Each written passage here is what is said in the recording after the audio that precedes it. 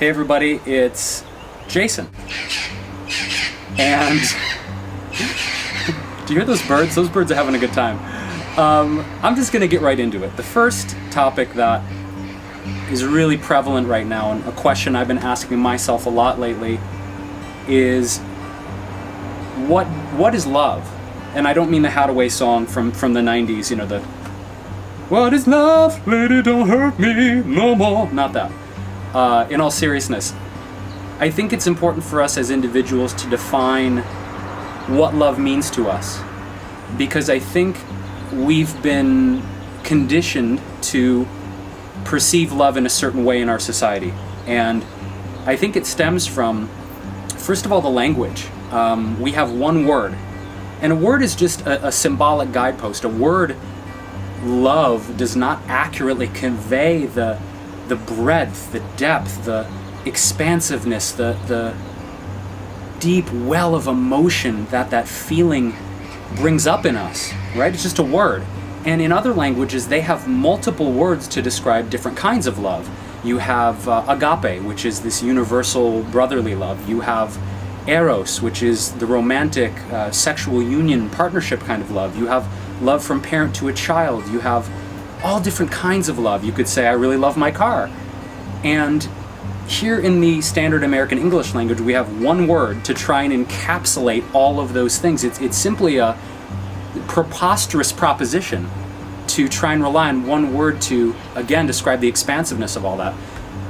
And I think, one thing that I've been paying attention to a lot in our popular culture, especially songs and movies and popular novels, is this idea of love as possessiveness. This idea of love as in we have reduced people to things. And it's reflected again in our language, the way we unconsciously use language. And here's what I mean by that. I'm gonna get her, she's my girl. And as innocently as it is, look again at all of our songs. My girl, my girl, my girl. I belong to you, and you belong to me too. It's this seemingly innocuous thing, but it is so prevalent because it dwells in our subconscious mind. We treat people as possessions then. I'm gonna get her, I'm gonna get my love, I'm gonna get that girl. It's become a game of, I'm going to acquire something, I'm going to get something, I'm going to make someone mine. And honestly, it reduces people. It's a dishonoring thing when we engage in relationships in that way. Because to me, as I try and answer this question, you guys, it's the more I think about what love truly means, and specifically in relation to anyone, it's allowing. It's allowing someone to choose what is in their highest good. It's allowing someone to make whatever decisions they feel are appropriate for them, even if we disagree with those decisions. Because trying to subject people to our will, what we think is right for them. Oh, you should do this. Oh, baby, you should be with me. Oh, you know what? You shouldn't be doing that. You should do this. It's a way of smothering people, and that is not love. Love is not trying to make someone be the way you want them to be.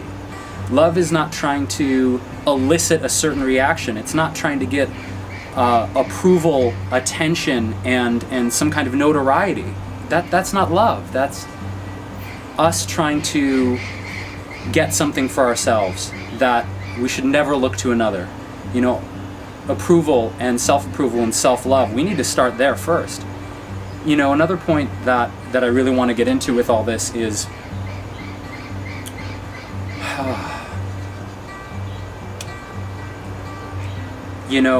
holding a space of love, and the word unconditional love, right? It's we say to someone, I love you, but we put conditions on it.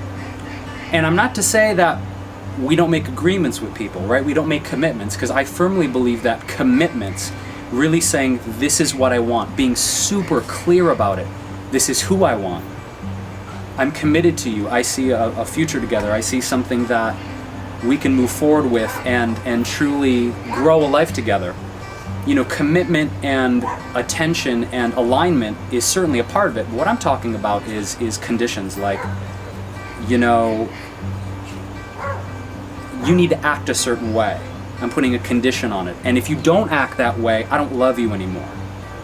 You know, I get really fired up about this because it's coming up a lot. I'm getting to really answer these questions for myself of what does love really mean, and what is it to be love, to actualize it within oneself. You know, and I think the theme, and one of the things I'm going to be talking a lot about here, you guys, is cultivating and allowing self-love to grow and evolve within us. This is an evolution, and truly, if we value ourselves enough, if we love ourselves enough, if we become the person we want to be with the most, then it's so easy to be clear enough to see and attract the right people to show up. It's so easy to see who's in alignment with our lives because we've become the person we want to be with. And, you know, I ask myself sometimes, would I want to date myself right now? And sometimes the answer is no. And sometimes the answer is yes. And it's when I'm cultivating enough self-love and enough joie de vivre, enough passion, enough clarity, where I just want to share it. And it's so natural for me to invite the right people in because the vibrations match up. It's really about being in the right vibration. And if you have people in your life that the vibrations don't match up, you can't force it. You can't force your vibration to be in alignment with someone else's. It either is or it isn't. And by trying to force something, by trying to make something happen, by trying to get something, right? Again, going back to that language we use around love all the time. That's not love. That's possession. That's attachment. That's your ego trying to redeem itself. And I think a lot of people are trying to use love as a crutch, and they're trying to use the word love as a way to somehow satisfy this need within themselves for approval, attention, and recognition. And acquiring someone, getting someone, keeping someone, manipulating someone, that's not love. And it's not going to feed your soul. And I'm saying this from experience, and I'm saying this because I think it's important for you guys out there to really answer the question for yourselves. What does love mean to me? You know, have you ever really meditated and dwelled on that question? And these observations I'm sharing with you guys are so that you can ask yourselves the questions, because I think the questions are sometimes more important than the answers themselves, because these questions will lead you down a road that you never knew was even there. And lately I've been discovering a lot of interesting things about myself in asking this question, what does love really mean to me? And not just in a theoretical, philosophical, compartmentalized way, defining it, but the feeling of it. How expansive can I be? How vulnerable can I be? How much can I open my heart and keep it open? And trust that all is well, and trust that the people in my life are meant to be here. And the more vulnerable I can be and the more I can reveal myself, all of it, even the parts that are painful, even the parts that need a little more healing, the parts that maybe there's a little bit of shame still around. It's really important to start there and start within ourselves. Again, whether it's the things we eat, the relationships we cultivate, self-love is the foundation. Self-love is the platform from which all this is born, from which any healthy relationship is born, whether it's child to parent, whether it's brother to sister, sibling to sibling, romantic love, or just having enough love within ourselves to give our true gift to the world. Again, that feeling of agape. And I think it's important for us all to really get in touch with our hearts right now and ask these questions. How can I be more loving? How can I be more vulnerable? How can I open myself, have that Clark Kent moment where we're like, raw, in these metaphors of the myths and the heroic legends and the superheroes. There's great metaphor there.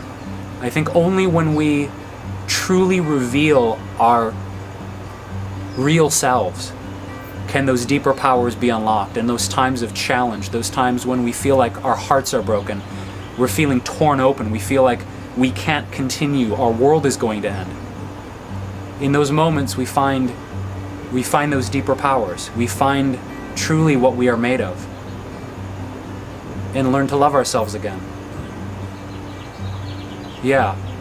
So this is J-Wro, you guys, and asking you to dwell on this. What is real love?